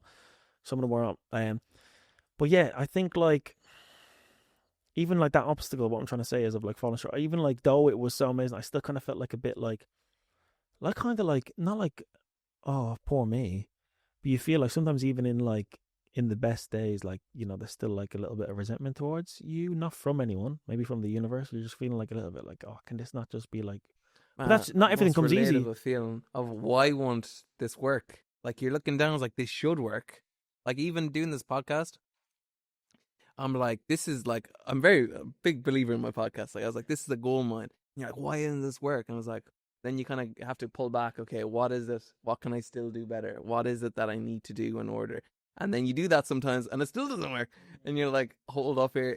I'm a big believer in just finding the door that opens, finding the door. One door shuts, what's the next one? Where is the next one? And the longer you wait at trying to get this one door to open, you're like, the more time you'll get frustrated, and rather than stepping back and it's like, maybe it's just the wrong one I'm trying to get through at the moment. 100%.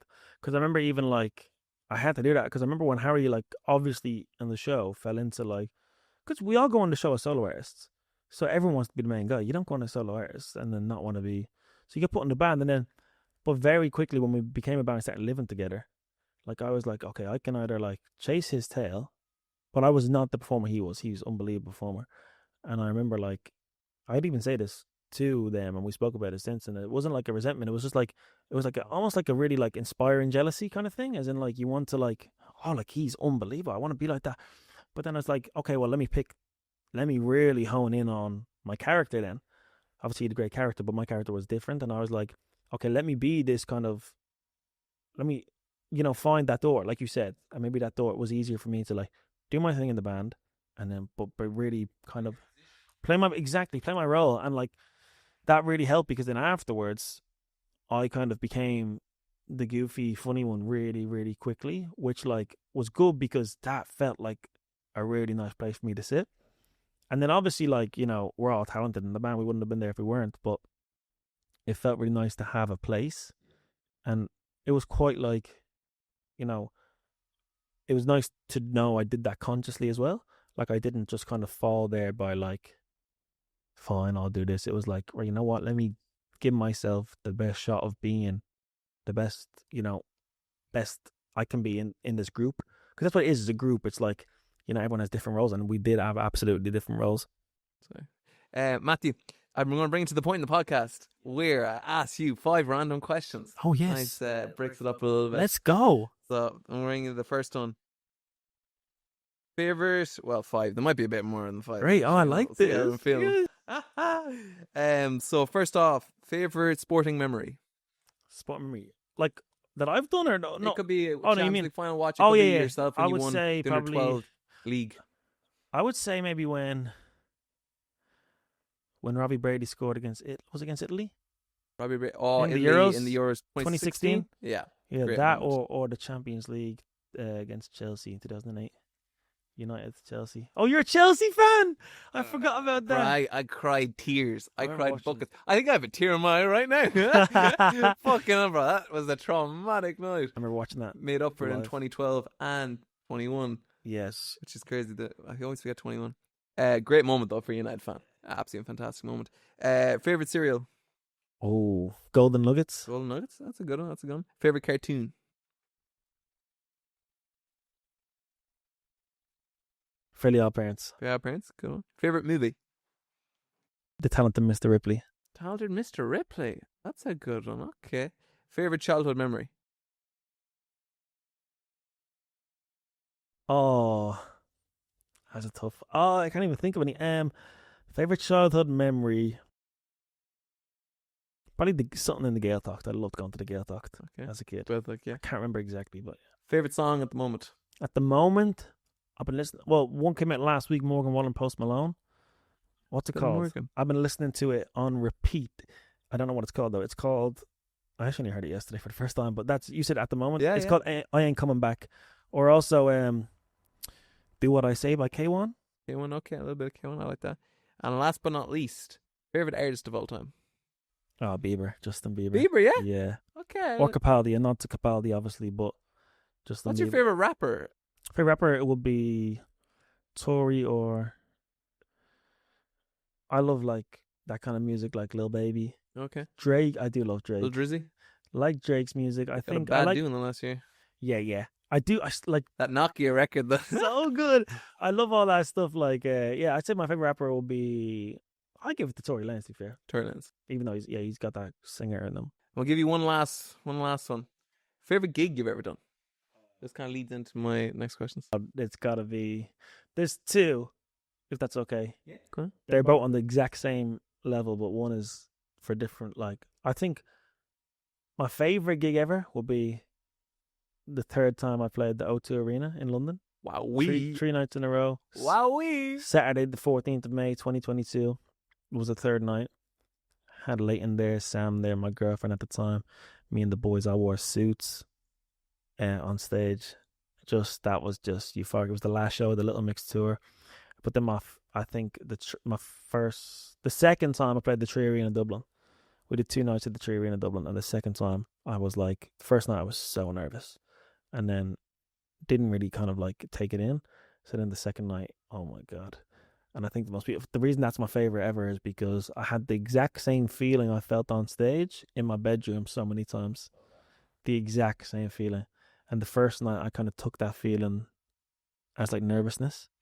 And the second night I kind of was like, oh, this is euphoria. Yeah. What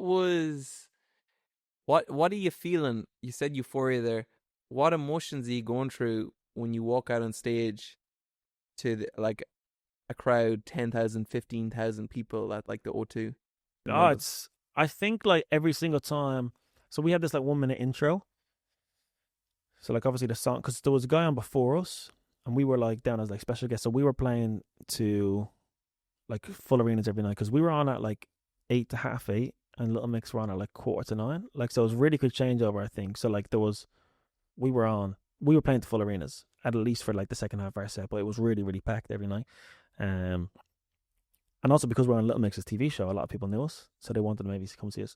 That 1 minute of like the intro being played out, we had this intro of like Little Mix talking about us and like highlights from the show, kind of like audio from the show and stuff. And then that 1 minute, no matter if it was the first night or the 30th night, it was just just that nervousness of like, this is it. It was like, you just kind of like start thinking about everything. Oh, like what if I die? What if I just everything that's going on in your mind. And then, but once you walk on stage, oh my God, it's like you feel like you're the man. Like, it's unbelievable. Like, and keep in mind, we're still conscious of, you want to put on a good show, and you kind of need that to put on a great show and make people believe it. But like, I couldn't imagine actually like if they were all there for you. Like, that must be a different level of feel. Because you even feel that if you do a show for 150 people and they're all bought tickets to see you still have that feeling. But like playing and like, but it's just amazing what music does and what like shows like that do, because you say like, how's everyone feeling? 15,000 people say, yep. Like, even as a support act. So it's a really special feeling up there. It's something you can't sell. You can't buy. That's mad. A feeling that you can't purchase. Can't purchase it. You know, and so many people who do what I do, you know, there's not enough time for everyone who does what I do to feel that. So I'm super lucky to have felt it, you know. Yeah, man, you're in a select amount of people that ever feel that. Like, there's sometimes when we look at our accomplishments and when you step back, there's 1 million, 2 million songwriters, artists that are going to come out in the next 20 years. They'll never, ever going to feel that. So to have felt that is... Well, yeah, I mean, I hope everyone gets that. I mean, it's quite impossible. There's not enough arenas in the world for everyone to feel that. Now, keep in mind, we did it in a free scenario, but I think what's really important to what I said about the gut feeling in my belly, don't get me wrong. When I'm feeling that feeling in my bedroom and Drogheda every night before bed for years, I'm manifesting playing those arenas, right? I was not manifesting being in a boy band as a support act on a tour. You never envisioned that's the way that it would... But it's mad, but you still get there. But it was the same feeling, and it was like, oh, I was mad. Like, when I'm sitting there in my room, I've got 2,000 monthly listeners on Spotify, 1,000 followers on Instagram, and I'm manifesting this. The only way you can see that in your head is being Ed Sheeran or being Justin Bieber or being, you know, being a Little Mix, you know, size artist. You kind of don't realize that it's so powerful. I was getting there, and I got there. Just maybe not in the full way I envisioned, but the feeling was still the exact same. It's like, you know, that's a really important thing for me, is that, like, although I wasn't manifesting how it happened, you know, I was manifesting that feeling. That feeling still came. I think that's really, I got goosebumps there, Matthew, because that's what, like, to me, manifesting is. Because I'm a big fan of Russ. I mean, he's very big into manifesting just the universe and whatnot. When you're envisioning something, it's the feeling you're getting. That's what's the power charge. Like, having a vision, try and manifest without having a feeling attached to it, is like trying to use your phone but not plugging in the charger to use the phone. You can keep on hitting it, but nothing's going to happen. You really need, you really need to put energy and like them feelings. If you're gonna be on that stage in the O2 or 3 Arena, what is it you're feeling? You know, how do you smell?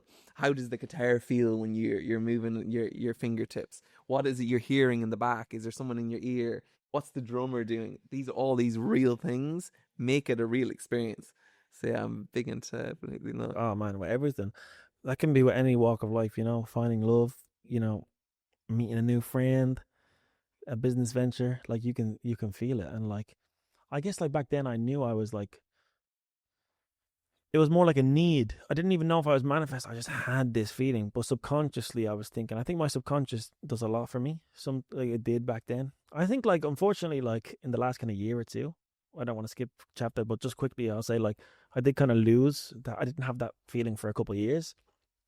And I've had to work really hard in the last kind of, to be honest, 4, 5, 6 months to find something to like care about in life, or like not in life but like in a career kind of way, or like in just like that I can like the next thing to manifest, because I don't know if I can ever manifest that again. Maybe because I'd like to think that because that door is open in my universe, it's achievable again without the stress of the manifestation I've put on it. And I think like just finding something else. So what is it now? Do I want to, is it monetary in music? Is it like, is it numbers? Is it like, doing my own tour at like a 1,000 person venues capacity, like that kind of thing? It's like I've had to work really hard at like, because before it was effortless because it was the only thing, and you do it and it's really important to find something new in the same world. It doesn't have to be in the same world, but for me it is. And I think like it's important to, you can't just pick something to man. I can't just sit, maybe you can. I can't just decide tomorrow to be a Formula One driver and feel it in my belly. Like I have to find something that I think is not a million miles away, because I've seen so much in my life. I don't think anything's a million miles away in music personally. And the great thing about art is you'll die trying. Like I'm not gonna like not do an arena show again before I'm 30 and then stop. Like you'll die trying, that kind of thing. And I think it's just important to find something new, and I've had to work really hard to find something new. I'm still kind of in the process of like finding something that, really like takes up a lot of my What's kind of, was it over a couple months that you started to feel like you needed to find something new, or was it just a realization one day you had it? It was kind of a realization. I kind of like looked back and I just like, wait, I haven't had like a fire in my belly in 2 years. And it was a really bad time for that to happen, because like I just signed my first publishing deal.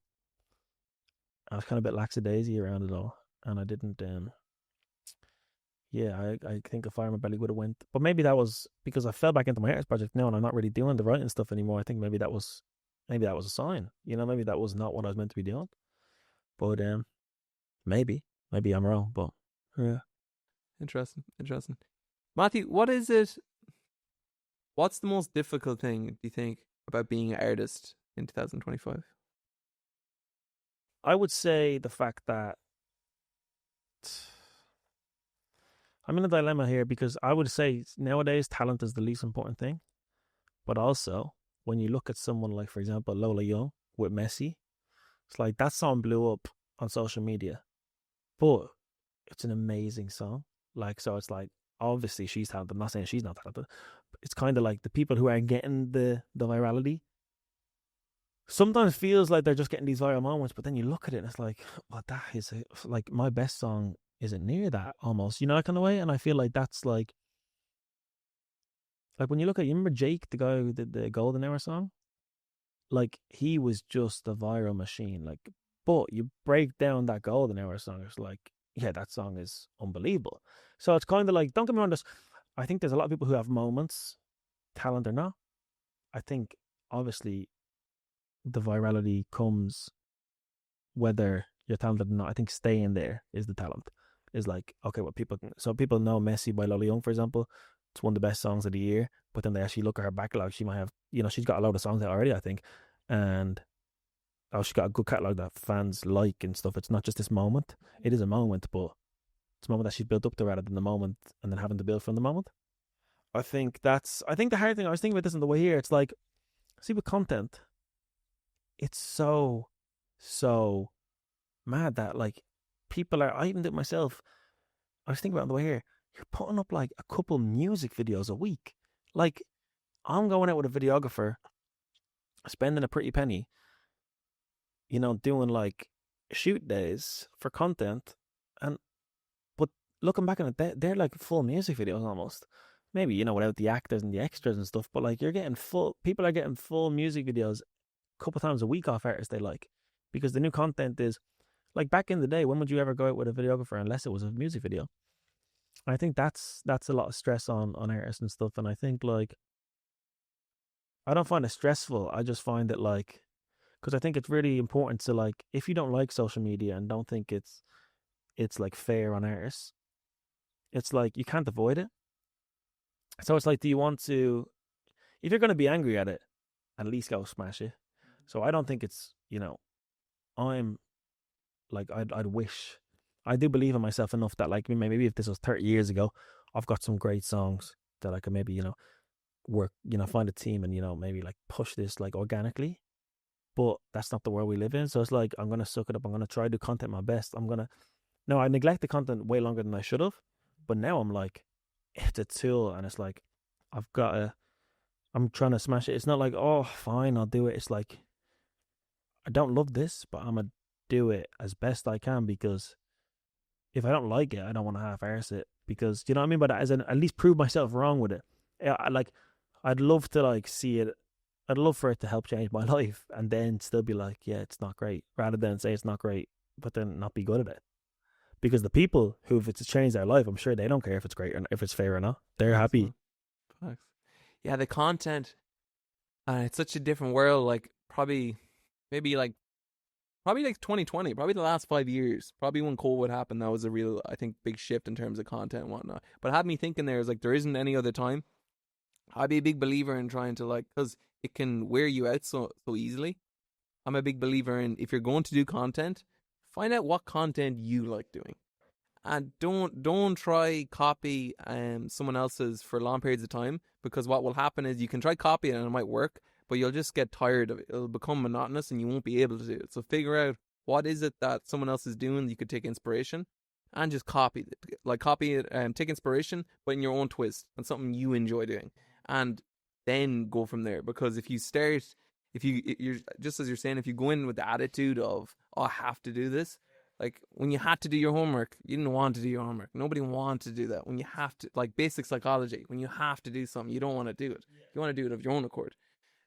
So it's a crazy time with music. I don't want to skip over. I want to just bring back to where we wrap up to since September there, because I didn't want to skip over that. Them 2 years you said were the best 2 years of your life. What is it? What memories come back flooding when? I think it's one of those things where, like, don't get me wrong, when we were in it, there was definitely some things that weren't, like, it wasn't perfect when we were in it. We had our differences, like, because, we were four guys who didn't know each other, and then we're put together, and then we want to make it happen. So three of us moved in together. And then, for example, Jacob, who didn't move in with us, like, because he already lived in London, which was fine. He was still available all the time for us and stuff. But there's already becomes this kind of, like, small bit of resentment. Like, why don't you want to live with us? Now, that's not me throwing Jacob on the rug at all. That's just fact. Like, as in, like, it's kind of, that's how we felt. But then, like, 2 months in, little thing, just life happened. Like, for example, some of the guys got girlfriends, so they're like naturally like not available 24/7. Don't get me wrong, I wasn't available 24/7 anyway. I actually, because when we said that was a time where I was actually like really like kind of to my own detriment, like neglecting like the TikTok and stuff. Harry, for example, was really good at it, and he wanted to do it, and I kind of be like, oh, bro, like let's just write the songs, because that's what I knew, and so it was just different. So even I wasn't like great like help in that, and then there was some other things just like life. But like looking back on it, sorry, that's not me giving out. That's just like little things, like tiny things. But looking back on it, it was just like we had like we were going around. I remember like I'd get on the tube. People would ask you for a photo, like every now and again. You'd be out, people recognizing you and stuff. That was especially when we were together, and like just like that first period of time, like meeting people that like you looked up to who are now friends, working with people that you've heard on the radio for years that are now friends, and like just like walking around, like had this unbelievable like not arrogance, but like because the tour got postponed from 2021 to 2022, and we moved in together in May 2021. So we had this whole year of like, yeah, we're going to tour with Little Mix next year though. Like not like it's in like whatever we do this year, that's still happening. The contract signed, we're going on tour, and that kind of thing. Do you know what I mean by that? So like, the guys picked up, like Paddy picked up a job in a bar, for example, because he was like, oh, I'm still going to tour with Little Mix next year. So then like, I picked up a job in a cafe for a bit, and I was like, because I still had this opportunity coming, I was like, so like nothing mattered. It still felt like we had something beautiful coming, if you know what I mean. So not arrogance isn't the right word. This kind of cushion where like we could be like, today's great, but whatever happens, I'm still doing this next year. And that felt like, now keep in mind, we should have worked differently. Maybe we still did. Like, look, we did our own shows, saw that our own tours, unbelievable. But like, we didn't have guidance because COVID. Like, management didn't want to like invest because they just lost so much money with COVID, like postponing tours and stuff. So COVID really stitched us up, to be honest. But it also stitched everyone else up. Just timing. But some of those beautiful memories of my life, like I was just floating for those 2 years. Just felt like I was just, oh, it was just, man. And I moved to London, my first time living away from home, and then the boys were coming over, and like we got so much free stuff. So like, you know what I mean? Just like go out for dinner with my friends, for example, but it would like, I'd be able to sort it out on like a PR thing. My boys from home, like, were, like coming from job, they were like eating steak for free, and they just didn't throw it really on the label, throw it on the gauge. well, there was no label, sadly, but like just like you'd get invited down to like PR things because we had like a good profile at that time with the band. It was like so fun, and we'd go do these events and we'd go do these activities, like a lot of like things like launch nights and stuff, just like bringing friends, like free drink and stuff. It was like all new to us, you know. So it was really fun. Was it important not to connect your identity to any of like the huge stuff that was happening? As in, I am someone doing this, but this is like this huge show is not me, or getting pictures taken, this is not me, this is something I get to do? Or did it feel like it was your identity of? It felt like it felt, maybe it did feel like me because it was really natural. Like it didn't feel like I had to separate them. Got you. It didn't feel like it was something like that was that overwhelming, to be honest, where like it would need to be separated. It didn't feel like, because it wasn't like everywhere I went I was getting photos. But like, for example, the show was in November. From like that November we won the show in November. From that November to Christmas, it was like, you know, most places we were like, people will see us. Like, say for example, if we walked around London for like, if we're in London for like 6 hours, someone will ask for a photo that day in that period of time. And so like, and it's really exciting at the time. And then it like, because even to this day, like if I explain to someone, like if they ask me like what I've done or something, and I kind of explain, oh, you know, like, I went on a TV show a couple of years ago, oh, like Little Mix did a TV show, you know, 1 in 10 people will be like, I watched that show, or like, I heard of that show.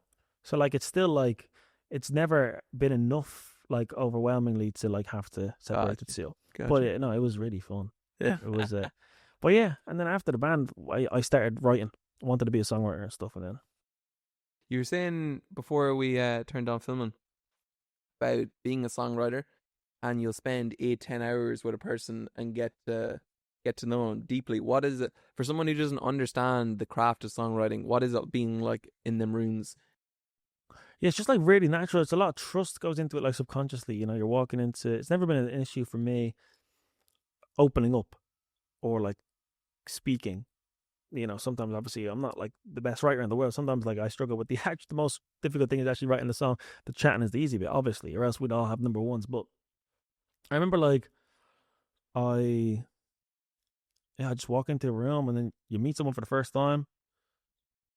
7-8 hours later, they know all about your ex-girlfriend. They know about your girlfriend. They know about your boyfriend. You know, they know about everything. They know about your family trauma, if there is any. You know, that kind of thing. Is like, I know so many things about people that I've only met once. And that's like an interesting thing. Like I was saying earlier on, those 8 hours with that one person, honestly, is probably how I feel sometimes, is probably 2-3 months of chit chat to the person next to you in office, because in the office, you know, I used to work in offices, so I know it's like you're chatting about what's happening, and you're chatting about like what's going on the weekend, or if something comes up. So if you're going through a breakup, you might bring that up or something. But you're not talking about the breakup 18 months ago that still hurts you, because it doesn't really come up. But that's helpful for songwriting and stuff. And it's like, now recently, as I do my own artist project more, I'm the one talking a lot more than asking questions.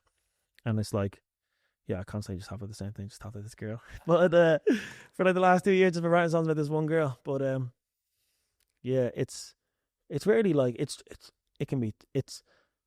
not tiring. It's not like it's not an ache to do.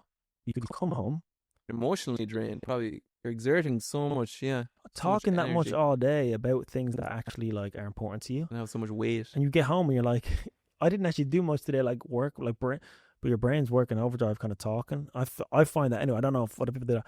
Obviously, it's not like the most taxing job in the world, but like you come home that night and you're just, especially if because I've noticed when I lived with Leighton, I'd come home and I like, because back then I was writing like full time, 5 days a week studio sessions, and I wouldn't like be that chatty, because like, oh, just chat all day about things like that are actually like, you know, need listening to as well. So like it was that kind of, you know what I mean? He was kind of like, why are you so tired? And I was like, bro, I don't actually know. And then I kind of was like, oh, it's actually really like quite draining to like just talk that much all day. Over and over.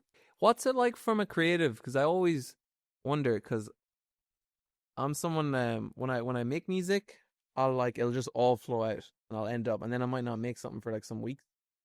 But what's it like when you're every day, when it's treated like a job, when you're every day? Do you feel like the funnel of creativity is just flowing open? Is there anything you're doing to making sure that like you're staying open and free to like whatever is flowing through? Or is there anything that like enables or helps it? I think I was always like a melody person. Yeah. So I think that's just like, obviously lyrics and stuff, you can be thinking of ideas. I don't personally think of ideas. To my probably own downfall, it's like the melodies, if you put on a beat and there's melodies, like, you know, get some melodies going, that's always going to be the easier part. Obviously to get a world-class melody is hard, but like to get something going, to get an idea going, the melody is the easier part, because it's a different beat to yesterday, it's going to be a different beat to tomorrow, you know, that kind of thing. I do think, yeah, there's a little bit of, especially to myself, because I'm not the most like, especially if I'm writing for someone else, I'm not the most like creative writer, where like I don't really have these amazing concepts that other people do. When I'm writing for my own stuff, I've got the concepts because it's coming from my belly to the, you know. But I think, yeah, I don't, some people like, you know, have these concepts every day and they're just unbelievable, and I was never one of those people, and I don't think I am. I'm not the most creative person, honestly. Like, obviously what I do is creative, but I'm not like, I don't think I've ever had like a jaw-dropping idea or concept about anything. And I think like that's I think fine. you might be playing yourself down a little. No, but seriously, I don't think I ever have like, I have good lyrics, don't get me wrong sometimes, but like I've never had this, like, see when some people write like, you know, Padam by Kylie Minogue? Padam. I'm like, I don't know what Padam means, but I'm like, I would never, I need to get better at lyrics is what I'm trying to say, because I would never like, and even like, what else can I think of? Like, even Ed Sheeran's new song, I don't know that well. Azizam. That one, I don't know it that well, but I know it's called Azizam, and it's like, I would never like think of that. And I think like, Funny though, because you do though. It's just the best way with lyrics. You see how you pay attention to things. All lyrics are paying attention to. So the fact that you pay attention to everything in general, all lyrics are, well, the way I always use lyrics, all it is keeping it. So just keeping the reg, and then inserting it, because that's all lyrics are. Lyrics are when someone says something, say someone says something in the room, was like, oh, that's amazing. Well, yeah, that is amazing. I'm not trying to like take away the magic of that, but that is an accumulation of things that this person has either read, watched, heard, and it's led for this moment for that to come out then. And that's what lyrics are for me. So example, like tripod. When I see tripod, I can hold it and then put tripod into a lyric then or whatever. That's all. It's just taken. It's like, oh, I'll use that later. So that's like kind of the way I kind of view lyrics. I was like, no, you're dead right, bro. But that's lyrics. One last question, a couple of last questions, then we'll yes, bring it to a please. close. From being in the room, you said from people you might have looked up to like being friendly with. What's like something people might misinterpret about someone or about artists when they do achieve the highest heights that like you would only know from being around? Because I was lucky. I was at a party. We were doing some production on it, and there was some of my favorite rappers. Yeah. There's people. It's funny. There was one beside me, and I made a joke about FIFA. I was like, "Oh, I gotta say something. I gotta say something." So I just joked about FIFA, but they're just people, and like, I think I've realized you only realize that from number one, maturity, just as a person, and number two, if you are around people, you just realize people. What's something that like? Did you have any pre-expectations, or did you just realize, oh, these are just people? They're as normal as anyone else. Yeah, I mean, I'm really close friends with I got James McVeigh's in the Vamps. You know the band the Vamps? And like obviously they're like a big band. And like it's mad because when I met him we started writing together a lot. And like he's done so much great and it's like still like striving for greatness. Same with Roy Stride, he's the singer of Skate On for Girls. He was kind of he was the first songwriting session I ever did. And like Skate On for Girls obviously had so much success and you know he's a great success as a writer. He's written for like One Direction and 5 Seconds of Summer. He's a great writer, but he still just like striving for greatness. And I think like you can just see in them, like you can see in people who have done great things that like you can kind of see even like when I go for a drink with James, for example, which hasn't when was the last time around Christmas time? I need to do that again. I think it's like you don't really it doesn't matter what they've done or what they've keep in mind me and him are actually really quite close, so like it's different. But like even when you meet people for the first time, what I'm trying to say is you can kind of see why they're great. I always find as in like they've either got this kind of aura about them, as the kids would say, but also they still want to like even when I saw a video of Ed Sheeran doing Azazam, like he was really trying to get that. Do you see the video I'm talking about? Yeah, he was really trying to get it. And I'm like, bro, you're a billionaire. Like, that guy's got hundreds and hundreds of millions of pounds. And it's like, but he doesn't, like, cares. And that's important. I think, like, that didn't really answer your question, but I think it's really important. There's a common theme of people I've met that are great. That's really obvious why they're great.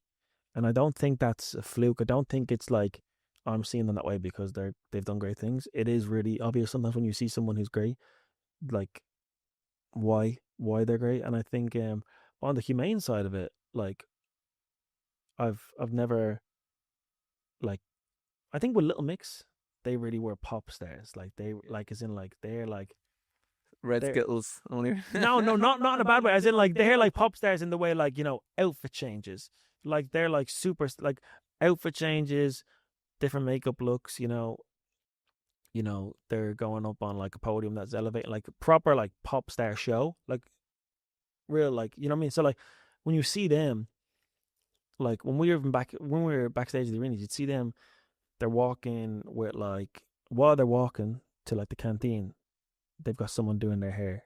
They've got someone holding their dress because they're like they've got someone doing their makeup. They're walking to the makeup room, like as in like that's like when you see that, you're like, that's hard work. But like as in, like I never saw them backstage, like chilling.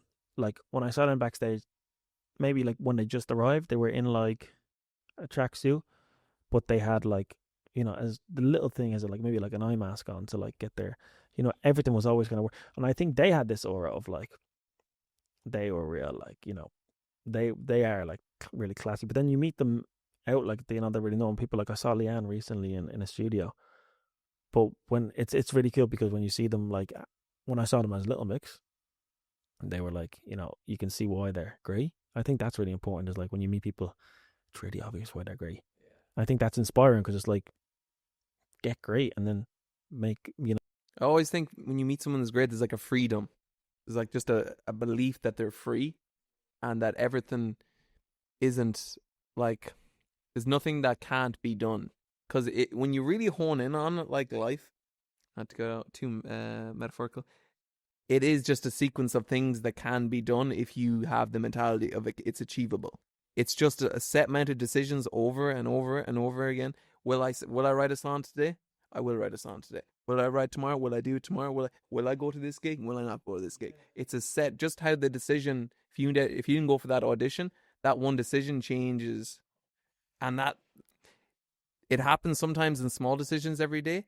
But like for me, when you step back, where you are in life is just an accumulation of the decisions you've continued and chosen to make over and over again. 100%. And I think like it's really important to see it the way you see it, like what you just explained, because some people would say, obviously, you wouldn't have been here if you didn't go for your audition. But it's like, there's so many things. Like you wouldn't have been living in London if something, there's probably something for you that like you wouldn't have been here right now. I'd be in Morocco.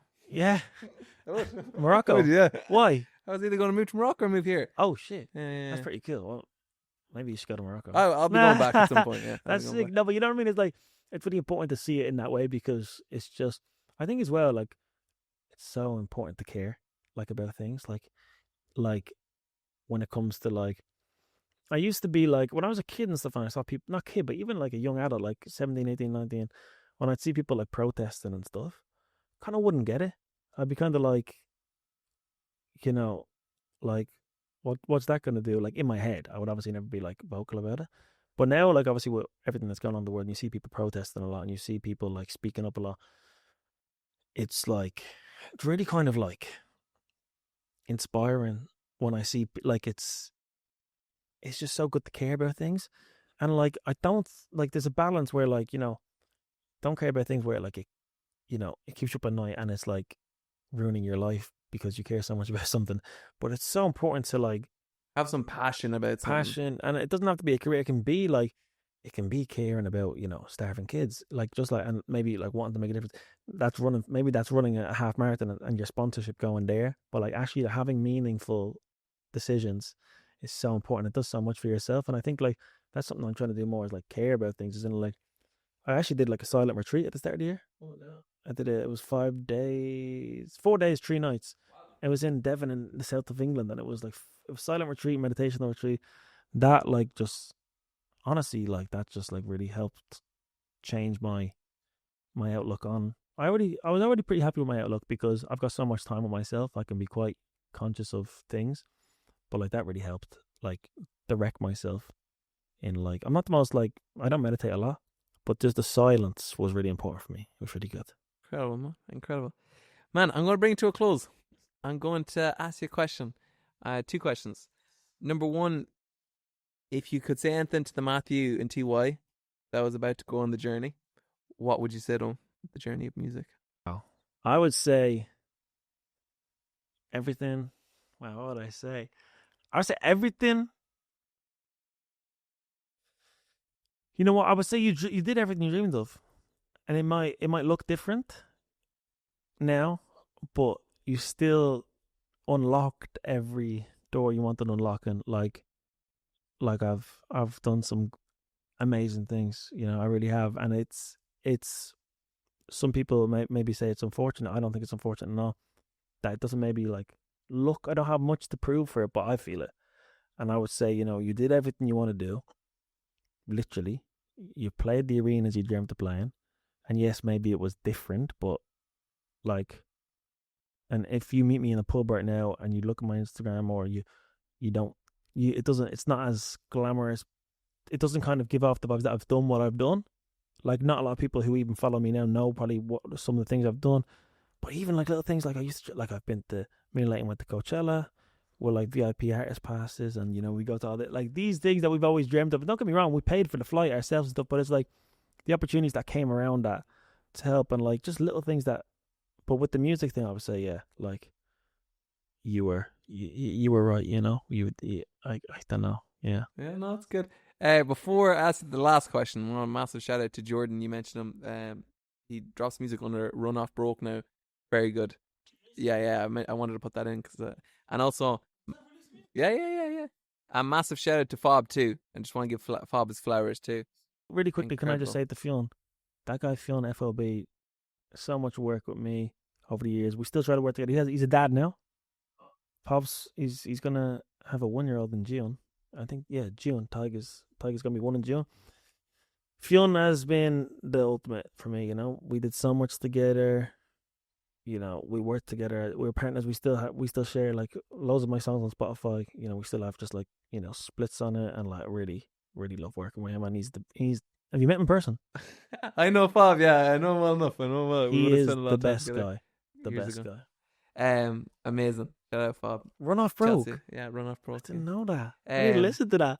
Last question: if you could give one, as this is one step at a time podcast, if you could give someone that wants to start their dream or take a leap of faith and is starting off, or even better, what if someone is in the motion of the dream and it's just not working? What bit of advice would you give them? Okay, I'll answer those two because there's two options. I would say the first one: be conscious of. I see a lot of people, because, for example, if you're a footballer, you know, you're a pro at 18, right? I can't be a pro footballer now as much as I dream of it, right? It's just impossible. And so the people who are footballers now love it because it's something they chose as a kid. I think sometimes people see like the glamour of, like, for example, like a Tate McRae now, and then a girl, for example, might have like a great voice. So I'll do that. But it's like, be really conscious and like and feel. Don't like you can't just. I don't think, you know what I mean. People sometimes just start for the oh, that could be cool. I just think like you have to like follow something in any walk of life that you feel, and you know, not everyone is lucky enough to feel something. Don't get me wrong. That's if everyone wanted to be great, there'd be no such thing as great. You know, if everyone was great, there'd be no such thing as great, because that would be the normal. And I think, like, you know, just find something that you love. And I'm still working it out, don't get me wrong. But at least I know I'm working towards something that, you know, fuels me and gives me. I think don't start something for the sake of it, you know. That's one thing I'd say. And then the thing about people in motion, I would say, I don't know. Just if it's not moving, like I'm in a part now. So I'm in a part of my career now where I'm like, it's not moving the way I want it to move, you know, in some capacity, and it might look better on the outside sometimes, but it's like, I just think like what I tell myself is, you know, look at what you started, look at what you've done. If that door's open, and the door might be like, you know, maybe a small opportunity to someone else, it might be a bigger opportunity to someone else of like what they've done. I would say if it's open before, you can open it again, or if you open it before, there'll be one just like it. I think just like tapping into why you started is important. And like you said earlier on with the content, not just about content, but just kind of having that freedom, doing what you like, not copying people. I would just say, I'm still learning, but yeah. Very good. Matthew, thank you dearly for taking the time out of your day, out of your schedule, for joining me here on the One Step. Thank you for having me, brother. As I tell every great guest, Matthew, don't have a good day. Have a great day. Guys, this has been another episode of One Step at a Time with your host, the Ocean Flight 111, heading straight to full potential with Zero Delays. And guys, have a good one.